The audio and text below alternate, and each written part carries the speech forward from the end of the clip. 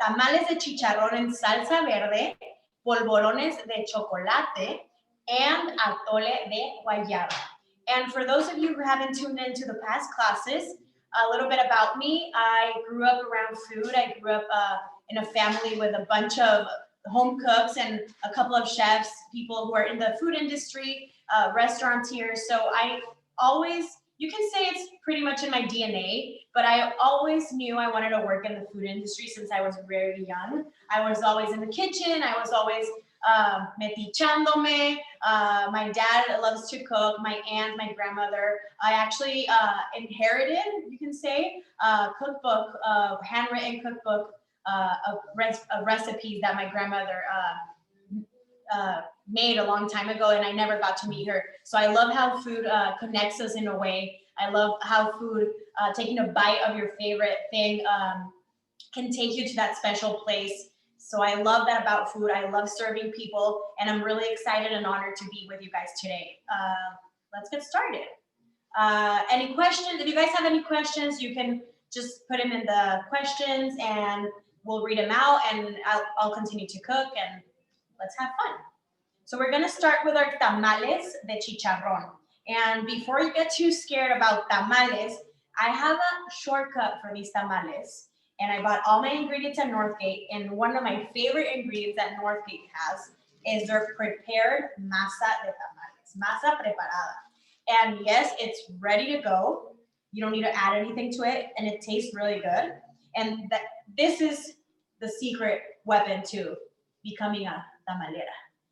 And don't worry, your grandmother's gonna still love you if you use masa preparada, I promise, because I've given some to my grandmother, and she like, ooh, and she thought I made the masa from scratch, and I didn't. But that's my secret weapon right there, and that's what we're gonna use. And the recipe calls for chicharrón, and the chicharrón comes in little plastic clear bags, and it looks like this.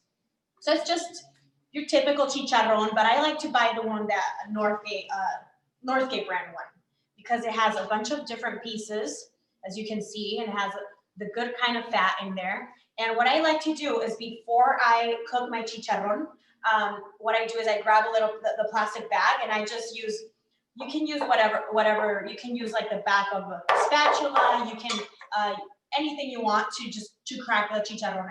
Not into super small pieces, but just so they're not like, you won't get a huge piece in your tamal, because this is gonna be our filling for our tamales today. So you don't want huge pieces, so you wanna crack them before. And what I did to cook the chicharrones, because this is what our filling looks like. And also I used store-bought salsa verde from Northgate, which was really good. And our chicharrones, this is the filling that we're gonna use, and it turned out like this, and I'll kind of guide you what I did. What I did is the onion, I diced it, and I did a serrano. I did a small serrano, but I could tell it was spicy because of just smelling it. You can tell if it's spicy or not. So what I do is I seed it, I take out the seeds, because since we are already using store-bought salsa, it already has spiciness. You can also just try your salsa before to see how spicy it is. And if you want to go super spicy, then use a larger serrano. Also seed it, and if you're feeling really courageous, and maybe just don't seed it, and if you like super spicy chicharrones or tamales. But I did a small one, and I seeded it. I added oil to a pan, and I cooked the onion, and I cooked the serrano, and the serrano was minced, and I cook it down, and then I add my salsa verde, and with that, I'm gonna add my chicken broth. And don't season until the end, because chicharrones are super salty on its own, so you won't need a lot of salt, but definitely season to taste at the end. And chicken broth already has salt in it, the salsa is already seasoned, so wait to season them at the end. And we're gonna start. And what I have here is hydrated corn husks that I put in warm water for about an hour. And they used to be hard, but now they're pliable, and this is what you want. This is what you want. Any questions? Not yet? Okay. And this is our tamalera or vaporera. And you can also find it at Northgate. I bought mine there. I love it. And I filled it with water up to here, to this line. I don't know if you can see. Can you see? Okay, cool. Up to this line, it kind of has, I feel like it's a measurement for water. So you put your water all the way up. And what I like to do, and I call this the Moneta Trick, you can also use a spoon. or something that's metally and you don't mind for it to get not, it's fine. You can use a spoon or you can use a moneda, a coin. And I put it at the bottom and then I fill it up with water and I put the steamer on top. And it's just a little reminder if it's clacking too much, it's just a little reminder that you're running out of water. So I love that about the Moneta Trick. But you can use a spoon, you can use anything that's metal. So what I have here is I have, and I'll show you.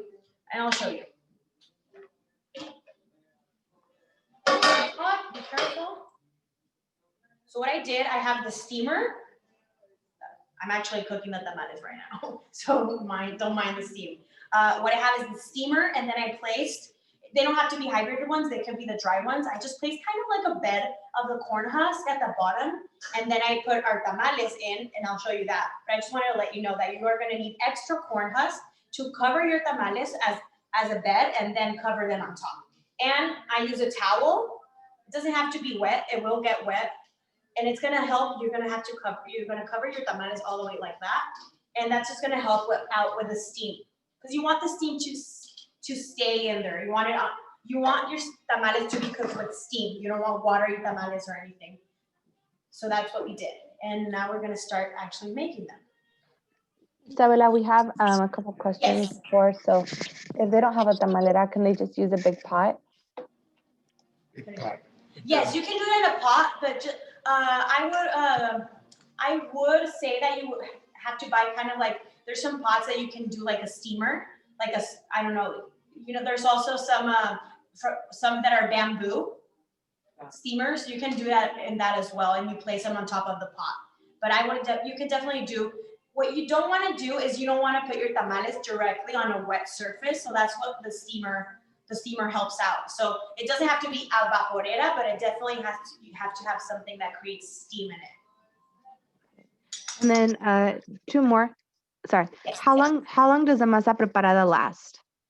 It lasts about, I would say, a week and a half in the fridge. I would definitely try and use it within a week of buying it and having it refrigerated. And I'm gonna go put something in the oven for later. Sure.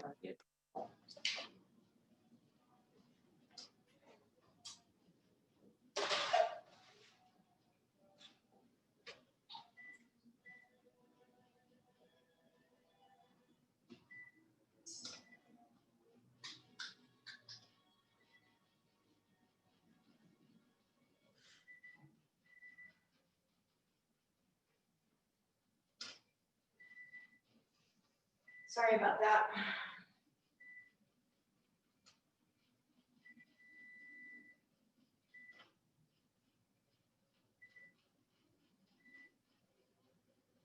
Sorry.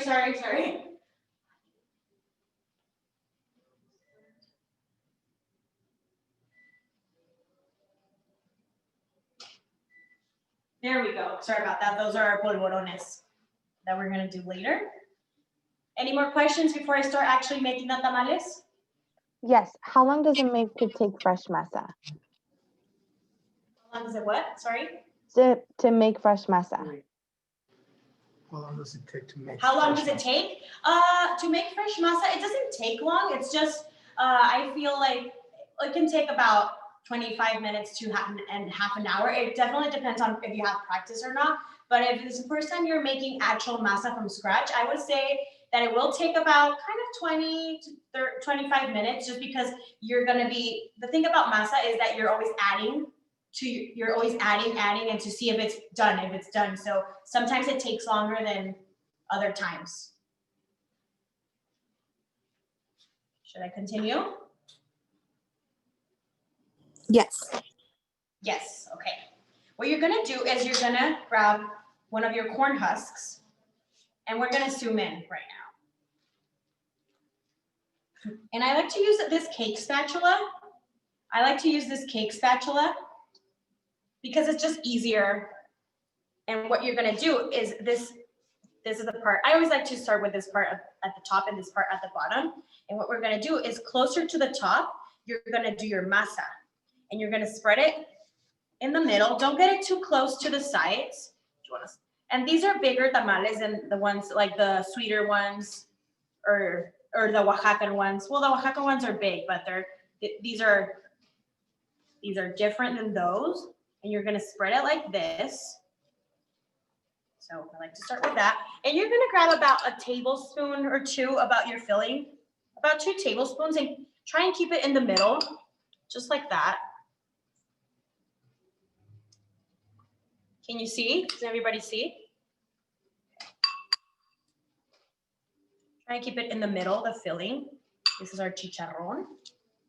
And what you're gonna do is you're gonna fold inward. Oh, I also like to do a little bit of masa on top, just like that.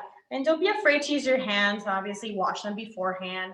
But my abuelita would always say that that's the secret to her tamales, is she actually used her hands and got her hands dirty. So that's always a good one. And then we're gonna fold inward, just like that. Inward, and we're gonna fold inward again, just like that.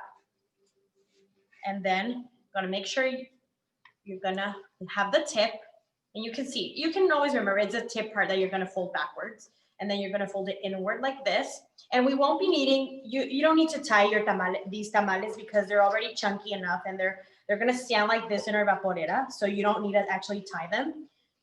And I'll make a couple more so you guys can see what I'm doing right now. Any questions? What's your guys' favorite flavor of tamales? I think mine is mole and chicharrón, definitely. I made some strawberry ones the other day for my sister, which she loves. And I think those are one of my favorites too. Just like that. And I can hear our spoon, our moneda, going. There we go. Any questions?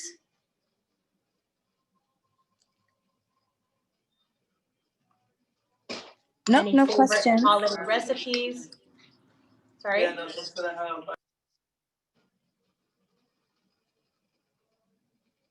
we go. And a little bit of masa on top of that, just so we have something on top of our filling. Close it out just like that. We're gonna fold inward like this. We're gonna fold inward like that. This is a small corn husk that I grabbed. And then we're gonna fold like that backwards. So you can see your tamales will look like this. Now we can zoom out. Your tamales will look like this.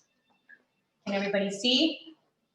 They're gonna look like this, and they're chunky ones, but not super chunky. Like masa to filling ratio is perfect, just right. I don't love super like super dry or super masudos, tamales masudos that you are only eating masa. Like you want filling, and so you see. Okay, everybody's good. Isabella, we do have some questions. Yes. So does the salsa go after the broth? The what? Sorry. Does the salsa go after the broth? No, the salsa goes before the broth, but it doesn't. I mean, what I do is I do onion, the serrano, and I fry it, like saute it, and then I add the salsa, and then I add our broth. And the broth is gonna help that the chicharrón absorb the salsa better. And you don't want, if you feel your chicharrón got a little bit dry, you can add a little bit more of chicken broth. Just like it's gonna eventually dry up. You can see that it's kind of dry, but you don't want it to be like super dry. You still want to see the salsa in your chicharrones. So yes, the chicken broth goes after the salsa. Okay, and how could they season the masa? When it's from scratch, or the Northgate one? I believe the Northgate one.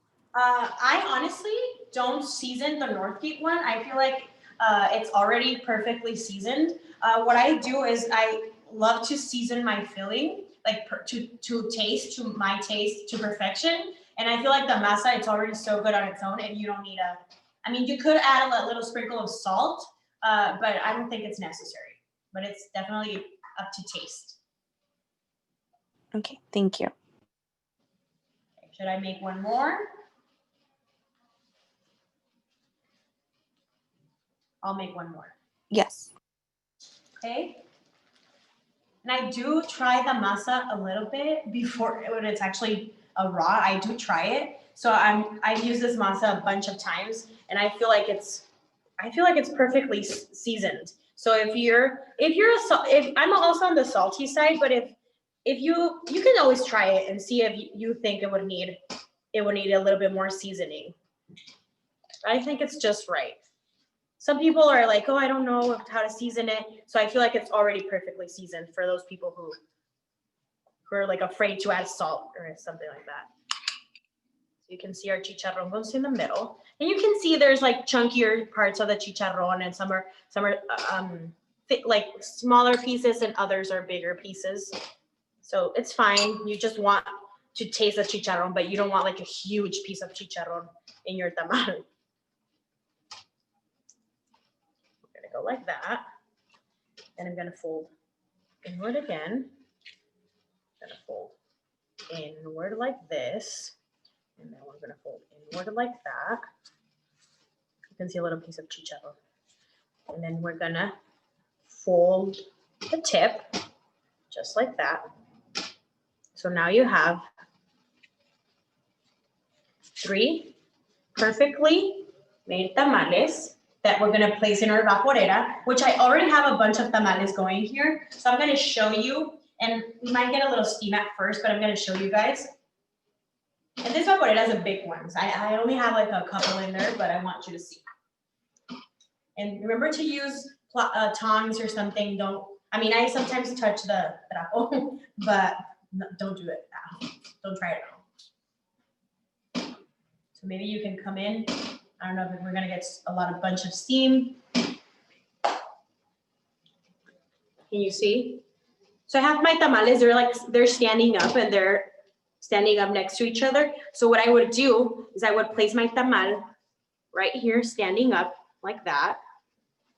Not laying flat, like standing up is better. And then what you're gonna do is you're gonna add corn husk on top. Corn husks, just like this, on top of your tamales. And then you're gonna do the dishcloth, the kitchen cloth, and you're gonna cover it so all the steam stays in there. Did everybody see? Any questions? Yes. What's everyone's favorite holiday recipe or a family recipe? What is it? Something that you always have on Christmas that you love? So we have a couple questions, Isabela. So about how many tamales does that bag make of masa?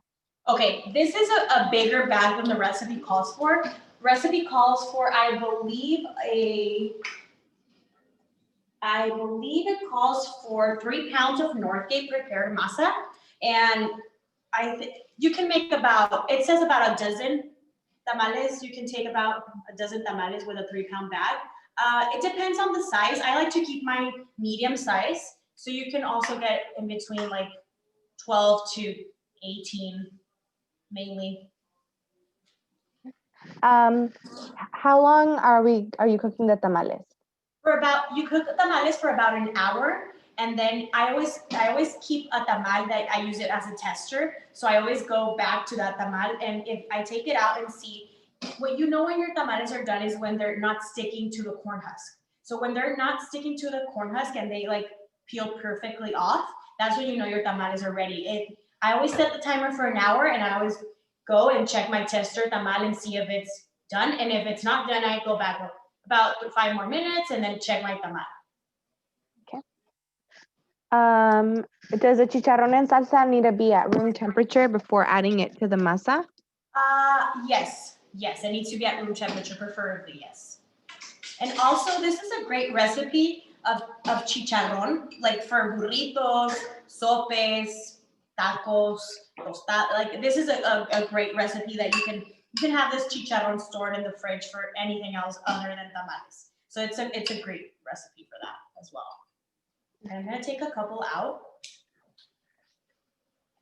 of the ones that are done. Place them over here. They're hot. I'm gonna place them on this little platter.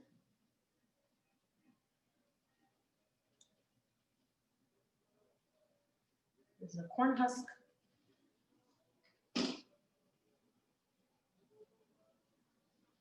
It's our our tamales. Oof, that's hot.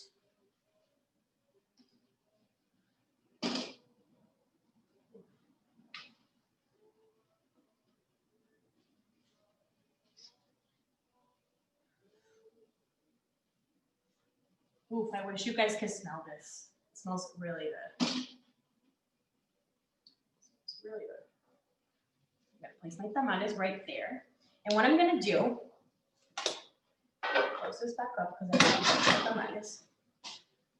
And what I'm gonna do is I'm gonna plate one of our tamales that I already took out earlier. And what I like to do is I like to add extra salsa verde on top, just for garnish and also for taste. And I like to do a little bit of cilantro leaves on top. This is our tamal. I'm gonna cut it so you guys can see. I'm gonna cut it so you guys can see the filling. I'm gonna take, look. This is our chicharrón. It's really good. Masa is seasoned perfectly. Chicharrón has that perfect tangy salsa verde taste. It's spicy because I added that serrano, which I love because it has a perfect kick. You can also do a jalapeno if you're not feeling like a serrano's too, if you're feeling like a serrano's too spicy. But that's really good. Any questions of tamales, chicharrón, salsa verde? We do have a couple. Yes. So can they freeze their prepared masa if they're not going to use it right away? Sorry, I couldn't hear. Can they freeze their prepared masa if they're not going to use it right away? Yes, you can. You can. Just make sure it's all the way thawed out when it's when you take it out of the freezer. Make sure it returns back to room temperature. Okay. How many tamales fit in that pot that you have? Ooh, this is a big one. I believe about right now. I had like 14 right now in, and I think you can fit. I think you can fit about 30 to 35 tamales, maybe even more. Can you possibly make the tamales now and then cook them later? Yes, you can actually make the tamales. And what I like to do is I like to prep them one day before and actually just cook them on the day I'm gonna eat them. And I store them in a plastic bag. You can also freeze the tamales if they're raw, and you can also freeze them after after you cook them. Just make sure they they cool all the way, and make sure they return to room temperature before storing them either in the fridge or in the freezer. But I do that. I make these tamales a day before. I do the prep. I do the masa, the filling, and I place them raw standing up in a plastic bag in a Ziploc. I put it in the fridge, and then the next day I cook them, or maybe in 2 days. But yeah, you can definitely do it beforehand. That's great about this prepared masa. Saves you time, so you can have more time with your family. And then is it true that if the masa, to test it, it needs to float in water? Yes, it's true. If the masa for your tamales, you can do a little bit, like a little ball of the masa, and if it floats, it's good to go. Okay. That's pretty much for now. Okay, so tamales. So moving on to polvorones. And there's a twist, and I'm gonna clean up while I talk. There's a twist for these polvorones, traditional polvorones, and they're also referred to as Mexican wedding cookies. The traditional dusting is powdered sugar, but what we did here is a twist. I added cocoa powder and cinnamon so they resemble chocolate abuelita or Mexican hot chocolate. A little twist on a classic. Swap everything out so I can show you how to make the polvorones.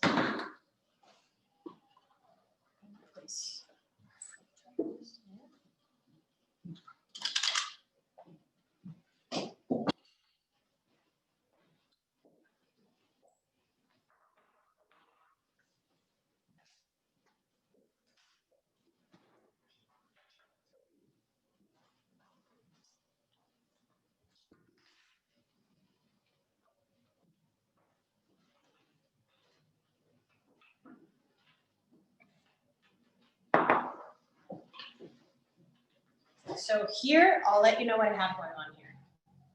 I preheated my oven to 325 degrees Fahrenheit.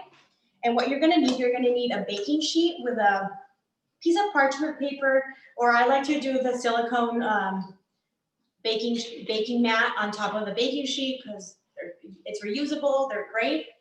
And what I have going on here, can everybody see? I'll get this guy out of the way. What I have here is, I have half a cup of our walnuts. I do them in the food processor with a pinch of salt until it's finely ground, just like this. They're gonna start kind of to stick together because walnuts have their natural fat, but you're fine. This is the way it's supposed to look like. It's supposed to be ground, just like that. And the other cup, the remaining cup, you're gonna roughly chop it, and we're gonna mix it in our batter. Like this. Okay. And what I have here is, I cream our butter. Maybe I can switch it like this. It's not really interesting right now, so, but I creamed our butter, and then I added our sugar and vanilla, and I creamed it as well. Just mix it for a 3 more minutes until it's fully mixed and creamed. And then you're gonna add your flour into your creamed butter with sugar and vanilla. So this is what I have here. And I'm gonna mix it a bit more. Sorry, we're gonna have a bit of a noise. We're gonna mix it a bit more. And remember when you're mixing and creaming your butter, remember to always clean the sides, because there's a bunch of goodness that gets stuck to the sides, and we sometimes forget to use our spatula for that. This already has a flour in it, so that's why it looks chunky. And this is gonna form into our ball of dough. And I'm gonna show you. And you can see it's already, I'm gonna show you a bit. You can see it's already starting to come together. But we still are missing our special ingredient, which is the ground walnuts and finely ground walnuts and the chunks.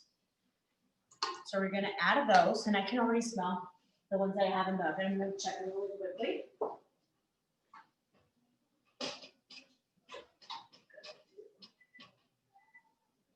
Two more minutes. Turn this off, and we're gonna add our mix in our finely ground walnuts. Like that. We're gonna mix those first, and then we're gonna finish off with our roughly chopped walnuts. And this is a super kid-friendly recipe. I was talking about this recipe earlier. A friend of mine was telling me like, oh, I think polvorones are super hard to make. And I'm like, no, they're actually a really easy recipe. You don't even have to add baking soda. You don't even have to add an egg. It's just basically butter, flour, and walnuts. And obviously sugar and vanilla, but it's not a complicated recipe. And it's also great when you're forming it into balls that I'm gonna show you. It's a great like hands-on recipe, and you can do it with your kids.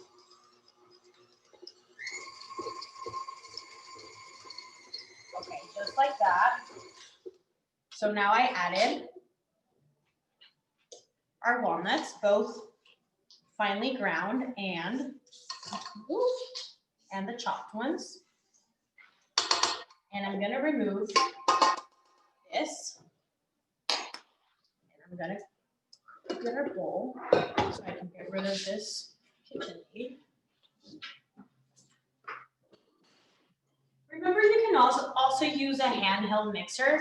Electric mixer, it doesn't have to be one of these. So this is what your batter's gonna look like. And you're like, oh my God, it didn't form into a ball. It looks all crumbly. Don't be afraid of it. Don't be afraid of it. We're gonna form it into a ball. I'm gonna take this out of the oven really quickly.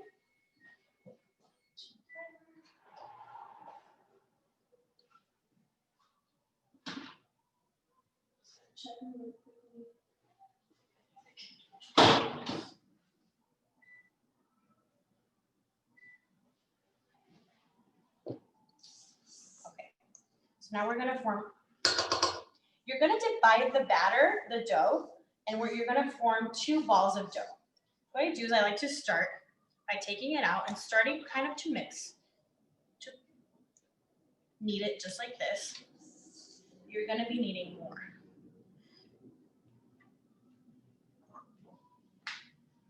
Can everybody see? I'll move this out of the way so you can see. Just like that. And you don't have to knead it like if it were bread or any type of batter like that, dough like that. Just make sure you get everything because there's so much sweetness and goodness in here. So you're gonna do that. You're gonna create a ball with half of the dough, and you're gonna do the same to the other half of the dough. So you just create a ball, just make sure everything's sticking together, just like that. And somebody on Instagram told me, oh my God, I'm so excited that you use butter instead of Crisco in your polvorones. And I'm like, yeah, that's the whole reason I love polvorones is because they're basically a butter cookie. They're like a shortbread. And you need butter. You need butter for that. So you're gonna do like this. And you're gonna grab plastic wrap and you're gonna wrap it and you're gonna place it in the fridge for about 30 minutes before actually placing it in the oven, and I'll show you. So your ball's gonna look like this. Like you don't have to have a perfect ball or anything, just a ball like this. And here's the remaining dough. And then you're gonna do the same step with the remaining dough. So we're gonna pretend this ball of dough has been in the fridge for 30 minutes and you bring it out of the fridge. What you're gonna do is you're gonna grab about 2 teaspoons of dough, which is about that, and you're gonna form with it's gonna be easier to create the little ball of dough if it's been in the fridge and if it's cold, but I wanna show you what it's gonna look like. So they're gonna be looking like this. And you're gonna place them on a baking sheet and make sure that they're about ½ inch apart. You don't want them to stick together or cook together. Any questions? Has everybody tried polvorones? Is this new for anybody? So can you substitute it with a healthier oil, such as a coconut oil or an olive oil? If you do coconut oil, just make sure it's not a liquid coconut oil. Make sure it's kind of more like a shortening, because that's what you'll be needing. You don't want something to be super liquidy because you won't have the same consistency. So if you're gonna do coconut oil, I wouldn't do olive oil. I would do coconut oil, and I would like something more of a shortening. Make sure it's on the shortening side, not so much of a liquid oil.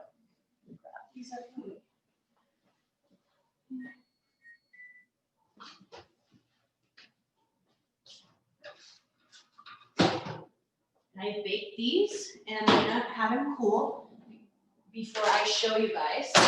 There's one more step. So as you can see, you're gonna line them up on a baking sheet just like this.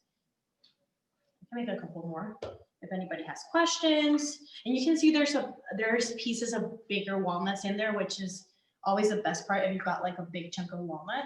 So definitely chop them to a rough chop on those. A rough chop. Can they use salted butter? I'm gonna say no, because for baking, I wouldn't use salted butter, because always use unsalted, because you want to control the saltiness or the sweetness of your desserts. And if you do salted butter, then it kind of does mess up with the quantities of the sugar in the recipes. So I would definitely say unsalted butter. And then can you add coloring to these cookies? Yeah, you can definitely add a coloring. I've never thought about that, but you can definitely add a coloring. You can make them red. The only thing I would say is that the powdered sugar is gonna mainly cover them up. So, but definitely when you bite into them, they can be pink, they can be red. Yeah, you can definitely do that.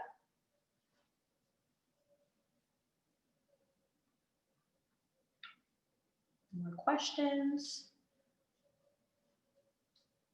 You can make these a couple of days before actually eating them. Just make sure you store them in an airtight container so they are still not firm, so they don't become like gooey. Not gooey, I wouldn't say gooey, but like sticky or not as hard as they would normally be. Because polvorones are like crunchy. They're crunchy cookies. They're not a soft, chewy cookie. They're like a crunch. They're kind of like a shortbread. And obviously you can go a little bit bigger if you want. I like to keep them this size because you can get a bunch of these from both of your balls of dough. And you can give these as gifts. You can place them in a jar and put a ribbon on them. And since a jar is airtight, an airtight container, you can place them in a jar and put a ribbon on them and give them as gifts.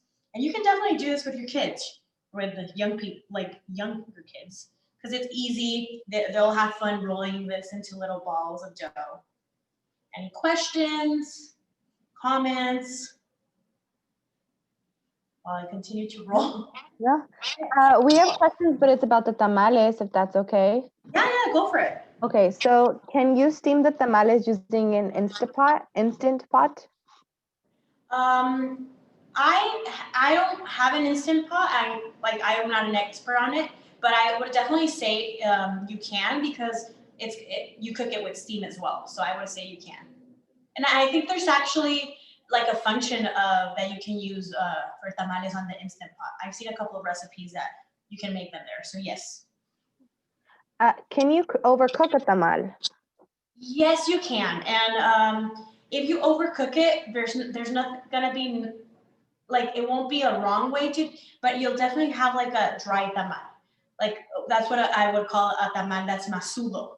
Is that like a dry tamal, and you wanna keep it more on the moist side. Yeah. Okay. So you can definitely overcook a tamal. You can even burn them. How should they store the cookies, and for how long will they be good? Store the cookies in an airtight container. You can do like one of those airtight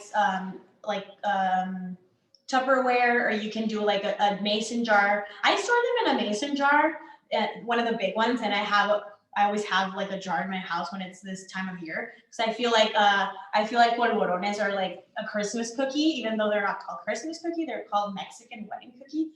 I've never seen them at a wedding though, but you know, they get their names from somewhere. But definitely an airtight container, and they'll be good for about a week and a half. You definitely want them to still be crunchy. So when you feel like they're not crunchy anymore, that's when you know they're going stale. Okay, so I'm done with this, and this is what it's gonna look like on your baking sheet, and you're gonna bake them in the oven for about 18 to 20 minutes, making sure you can check them and see, but the bottom's gonna be golden brown and the top's gonna be pale. Like, don't wait until it's like super dark brown or golden brown on top. You just want the bottom to be golden brown. So I'm gonna swap these out for the actual.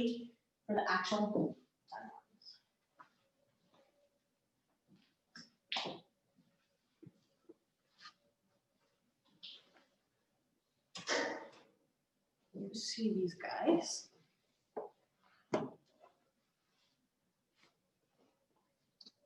Oof, it smells really good. Polvorones. So they've been cooling for about 5 minutes. I'm just gonna touch them to see if they're completely cooled. But in the meantime, because I feel like they need 2 more minutes to cool, here I have our dusting, what we're gonna dust them with. Or we're gonna mix them in. But it's a powdered sugar, 2 tablespoons of cocoa powder. This is double the recipe, so don't be afraid. You're like, oh my God, I didn't get as much from the recipe. I did double the recipe because I like to have extra of our dusting for at the end. I'll show you. So the cookies do have to be warm before you place them in our powdered sugar mix, cocoa mix, because that's the way it's gonna stick. And with normal polvorones, I wouldn't use a fork, but since we're doing cocoa in our dusting too, and cinnamon, if I do them with my finger, like, I'm gonna leave fingerprints because they're still gonna be warm. So I'm gonna show you one by one, and I'm gonna grab a cooling rack.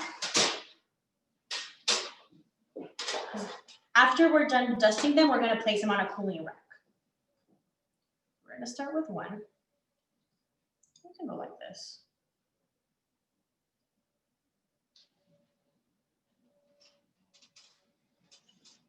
It's tempted to use my finger. Yeah, you can come in closer so you guys can see. So we're gonna grab our polvorón. You can do a couple. I mean, you can have a couple in here. Just make sure they're fully coated. And don't worry if you have extra of the coating, powdered sugar coating. And you can see that they have a different color to our regular polvorones because we added the cocoa. And they actually taste like chocolate abuelita, or Mexican hot chocolate, which I love. Anybody have a favorite Christmas dessert that their family makes that brings good memories? Just like that. I'm gonna do a couple more so you guys can see.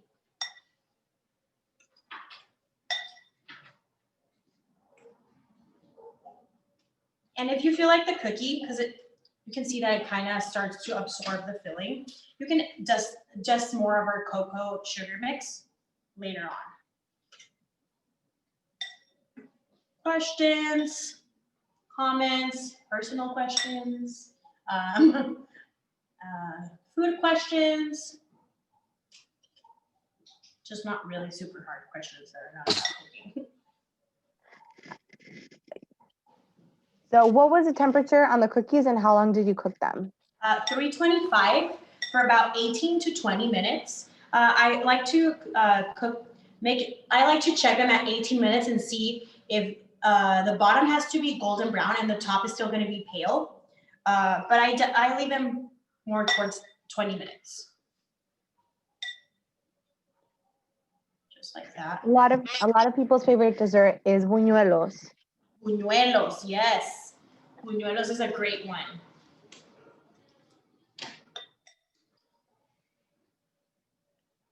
Buñuelos is a great one.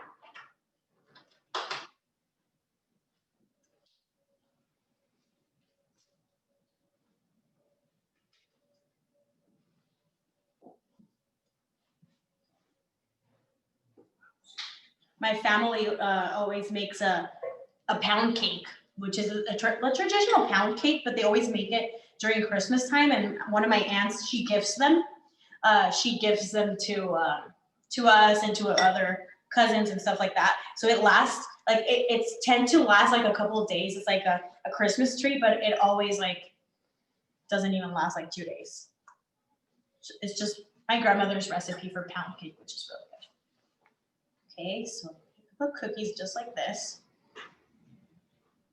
And I actually want to give a shout out to Abue Carmen. She's watching right now.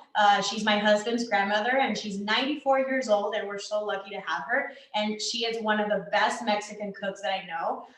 Hopefully she'll share some of her recipes with us one day. She makes the best chicharrón I've ever tasted in my life. So yeah, she's the best. So hola, Abue Carmen. Hope you're watching. She's watching. I just hope she's watching right now. Okay, so I'll just dust a couple of these so you guys can see. And a bunch of people are like, oh, I didn't have time to get the ingredients, but I still want to watch. And I'm like, yeah, of course, you can totally watch. Like I never assume all of you guys are cooking at the same time, which if you are, that's amazing. But if you're not, like I totally get that. And you can always just learn. You can always just learn how to make these and then make them later on. You can see that some of the powdered sugar got absorbed by the cookie because the cookies are still warm, but that's the way it's going to stick to them. And I just add a little bit more of the powder and sugar and cocoa and cinnamon. Just like that. We're going to get rid of this guy. And I'm going to show you. This one's not hot anymore. And I'm going to show you guys. This is the cooling rack, and they're going to stay there until they're fully cooked. And then these guys are our final product with some chocolate abuelita for garnish. You can always just like put a little bit in the food processor and sprinkle on top. Always a good thing. And we're gonna try them. Any questions? Questions? No, Anybody? Yes. no, it's just a general comment. So we're going to be sending the recipe and the ingredients afterwards. We're Perfect. looking into why people didn't receive it. So I'm going to make sure that everyone receives it after the class. Perfect. If you guys make these recipes, make sure to use your hashtag if you post them, Northgate Market, so we'll be able to repost them and see if you guys actually cook them. And if you don't cook them, it's fine. I'm just really glad people are watching, and then we can do this on a Tuesday afternoon. And I'm gonna try one of these cookies. And I don't think you're gonna be able to hear the crunch, but they're definitely a crunchy cookie. It's really good. Like this with coffee, it's really good. What is your favorite holiday drink? We're getting that question.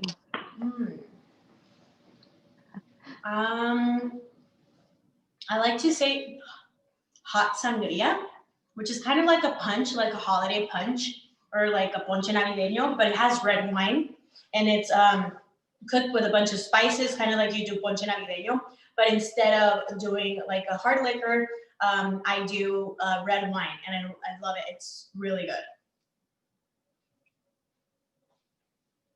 Any more questions? Yes. Does granulated sugar go in the ball or the cocoa mixture? Granulated sugar goes in the butter, and you're going to use it to cream your butter with your sugar.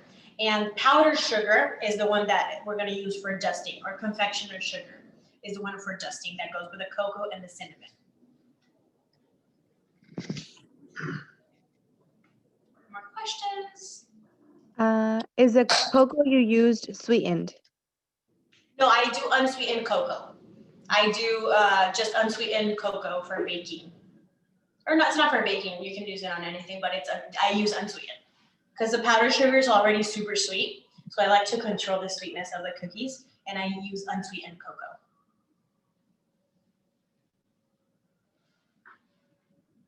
We're good to go? Yes. Okay, cool. So we're gonna switch up the scenery. I'm gonna come this way.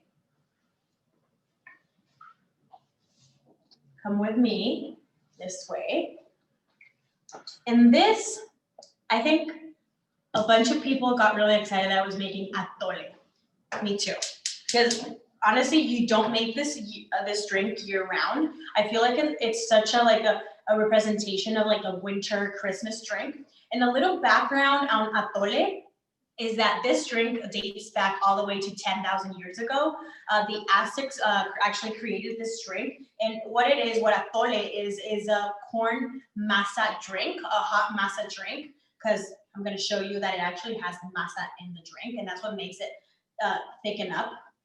And what I have going on here is the milk, sugar, and the cinnamon. And you're going to cook it until a medium heat until it simmers. And this drink originally was named atole in Nahuatl, which means aguado, which in English, I don't know if it's gooey or soft, but it's definitely like a soft drink. Aguado means, what does aguado mean in Spanish? Mushy? Mushy. You can say like a mushy. It's definitely a mushy drink. It's delicious though. And normally, and you don't have to whisk it all the time. You just want to make sure that your milk doesn't burn or it doesn't start sticking to the sides because it has sugar in it. I'm gonna cook it a little bit on higher. I just want it to simmer. And this drink is traditionally accompanied with tamales. And it's definitely, I think it's a winter drink. That's a seasonal drink. And also chocolate atole is basically what we know as champurrado. So what are you guys' favorite? Do you guys like champurrado or do you like atole? What do you guys like?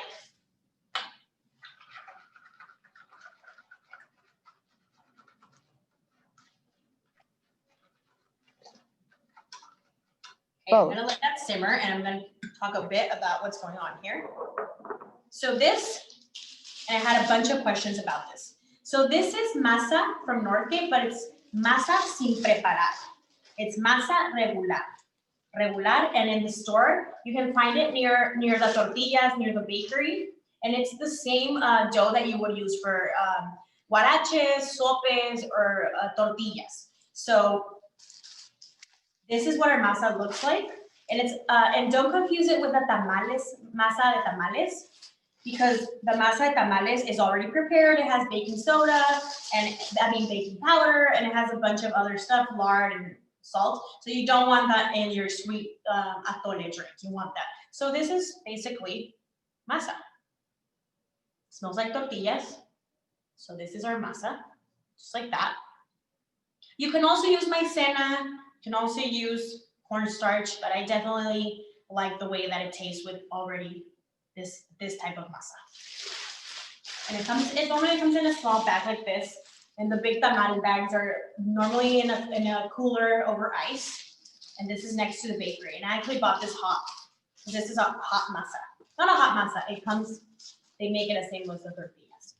What I have going on here is I made 1.5 cups of guava puree. And basically guava puree is just guavas and a cup of water, because the recipe asks for 2 cups of water divided. You'll be using 1 cup for the masa, and you'll be using the other cup of water to just blend the guavas in the blender. And this has already been strained through a fine mesh strainer.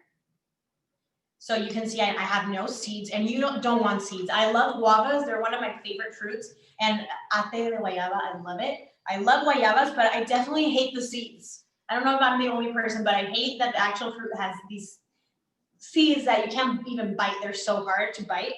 So I love guayaba flavor, love the fruit, but I always have to get rid of the seeds. So you don't want seeds in your atole.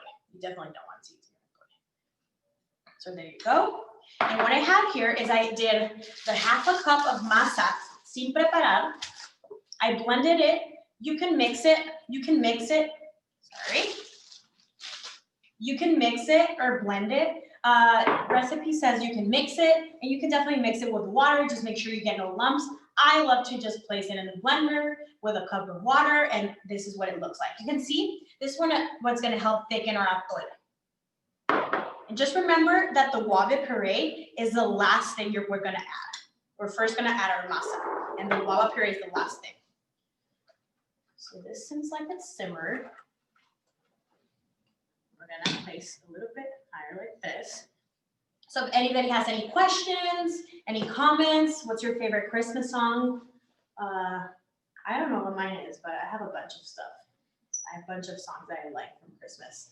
And actually Northgate has a great playlist on Spotify that's called Piñata Hits. And you can actually hear it at their stores. Actually, when I went shopping, I'm like, I feel so festive, even wearing these face masks and everything that's going on. But I felt like just a little bit of hope and festiveness at the store when I was shopping. Anybody, questions, comments? Gonna grab a spoon because we're gonna, after your milk has simmered, I'm just gonna grab a spoon I wanna get rid of. I wanna discard of that cinnamon stick.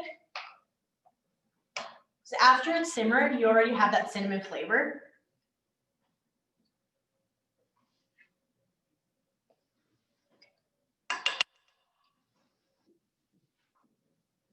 Like that. You can see our milk has simmered.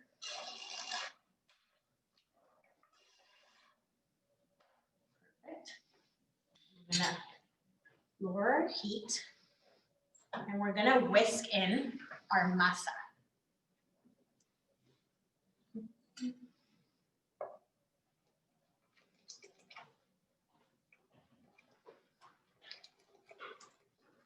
Our corn masa, our atole, our aguado.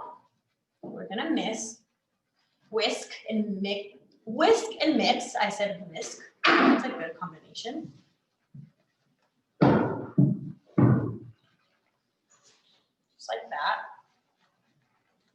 Ooh, you can smell the cinnamon, and you can smell, it also smells like corn, but it smells so good. Kind of like how you eat sweet corn tamales or torta de elote or pastel de elote. It's starting to smell like this. And I'm gonna turn off the heat because this burger is a bit like stronger than the rest of them, so I don't want my guava puree to like get lumpy and stuff. So I'm gonna turn it down on low. You guys just follow the recipe. There we go. Oh, it smells really good. And here we have our guava puree. Has anybody ever tried strawberry guavas?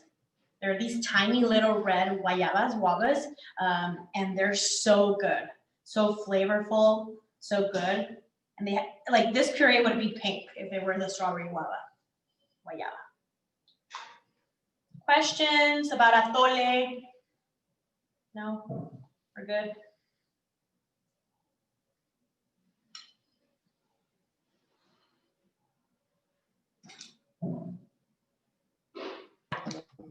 No questions. Questions? Everybody just wants to watch today. Wait, Totally what- fine. Yes. So what kind of chocolate is the garnish on the side of the cookies? It's chocolate abuelita, and it's the way it's the way traditional Mexican hot chocolate comes in. It comes in a disc, just like that, and that was a disc cut up in half. Also, for this recipe, if you're lactose intolerant, if you don't drink milk, you can always just substitute it with your favorite plant-based milk. Like you can do oat milk, you can do almond milk, you can do coconut milk. They'll probably be good with coconut milk too, because coconut, guayaba, like super tropical flavors. So this is our atole, and it smells so good. Just gonna grab a little milk so I can place it in our cups.